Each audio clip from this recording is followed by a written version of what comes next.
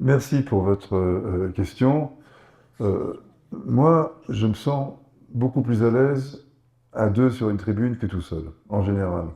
Euh, L'occupation solitaire de la tribune, c'est pas mon truc. Je préfère dialoguer, alors que ce soit pour répondre à des questions, y compris des questions qui veulent me titiller, me gêner, ou bien pour débattre avec quelqu'un qui est en désaccord avec mes positions.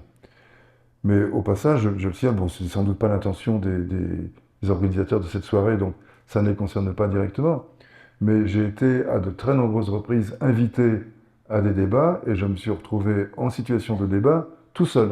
Parce que la personne qui devait être en face de moi s'était désistée au dernier moment. Donc c'est difficile de trouver les conditions d'un débat aujourd'hui, surtout avec, dans le contexte de l'extrême violence qui s'est déchaînée à Gaza. Je pense qu'il y a un avant et un après 7 octobre de ce point de vue-là, et pas pour le mieux, pas pour le meilleur.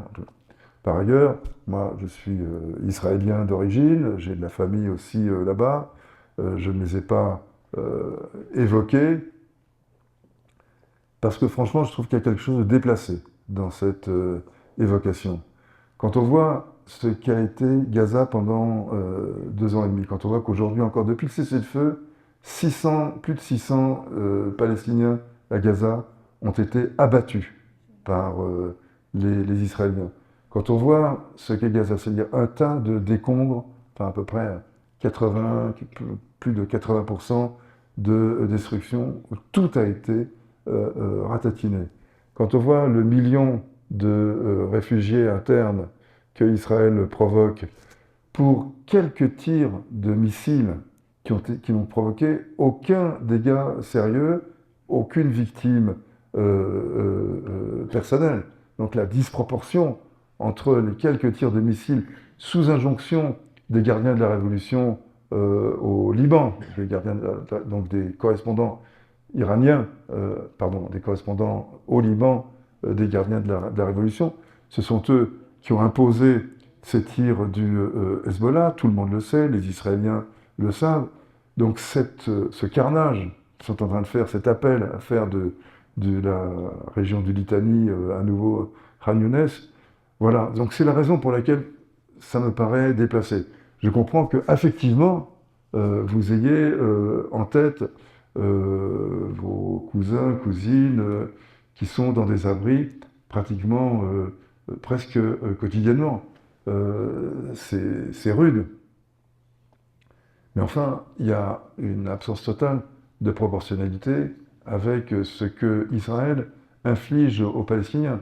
Et nous n'avons pas parlé de la Cisjordanie. En Cisjordanie, il y a un régime de terreur. Je ne prenais pas la défense d'Israël. Non, Je non, vous ai posé une question mais précise. c'était, pardon, vous avez raison, vous me remettez en place, vous avez raison. Mais je voulais, comme je n'ai pas dit un mot de la Cisjordanie, ou pratiquement pas, je voulais dire quand même, c'est un régime de terreur qui règne en ce moment en Cisjordanie. Alors, sur les conditions de dépassement de ça, aujourd'hui, je n'en vois aucune. C'est clair, le niveau de méfiance paranoïaque, 90% des Palestiniens pensent que les Israéliens veulent leur extermination, 90% des Israéliens pensent la même chose des Palestiniens. Situation totalement bloquée. Je pense que les dirigeants israéliens n'y sont pas pour rien. C'est pour ça que je ne veux pas introduire de symétrie artificielle dans les positions. Il y a une symétrie dans les chiffres. Vous avez eu tout à fait raison de rappeler, j'aurais dû le faire, et vous l'avez fait à juste titre, 7 millions, 7 millions, 7 millions et demi, 7 millions et demi. En tout cas, égalité entre... Moi, je parle de juifs et de non-juifs, et non pas de juifs et d'arabes, car il y a un certain nombre de juifs arabes qui sont par ailleurs sionistes et tout. Donc, ce n'est pas une dimension ethnique. Mais bon, juifs et non-juifs. Mais je vois ce que vous vouliez dire, et je pense que là-dessus, on va pas du tout s'engueuler. Euh, la suite, personnellement, je la vois comme la- une, un projet, un horizon qui est celui de droits égaux pour tous, sous une forme politique que je ne sais pas définir. D'ailleurs, je me dis même que ce n'est pas depuis, c'est pas la question de Dieu le fit, mais pas depuis l'Europe qu'on peut imaginer que c'est une confédération, une fédération, deux États, etc. Ce qui importe, c'est la reconnaissance du tort et le redressement de ce déni de droit. Comment est-ce qu'on redresse un déni de droit? En accordant des droits égaux à tous les habitants de cette région, de la Palestine mandataire, disons, entre le fleuve et la mer, pour reprendre une formule consacrée. Sous une forme, disons, j'ai été pendant longtemps, je le précise par honnêteté vis-à-vis de vous, d'abord j'ai été sioniste dans ma jeunesse. Bon, ça m'a passé assez tardivement, hein, dans les années 80, donc c'est pas, j'étais déjà un adulte confirmé, mais j'étais surtout, disons, à la fin des dans les années 90, au moment d'Oslo, personnellement, je ne croyais pas à Oslo, je ne croyais pas à une solution qui n'en était pas une. On reconnaissait l'OLP, on ne reconnaissait pas la Palestine. On n'avait pas de termes précis, donc on étirait les négociations sur des années. On n'avait pas défini les frontières, enfin bref, il n'y avait rien, il n'y avait pas grand-chose qui allait, si ce n'est la reconnaissance des Palestiniens. Pas de la Palestine, mais des Palestiniens. C'était déjà quand même un pas, et le fait qu'ils ont montré qu'on pouvait se parler.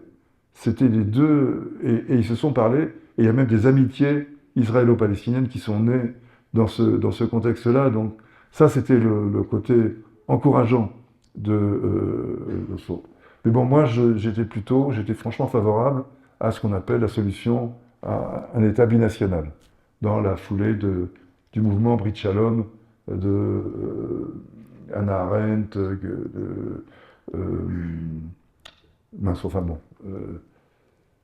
pardon, les noms des principaux, c'était tous d'éminents intellectuels juifs allemands qui ont créé ce mouvement Brit Shalom, donc reconnaissant la légitimité de la présence juive en Palestine, mais pas la question d'un État juif, et donc qui voulait négocier la présence juive en Palestine avec les populations autochtones. Voilà grosso modo ce qu'était Brit Shalom, c'est-à-dire une solution non violente à la question juive en Palestine.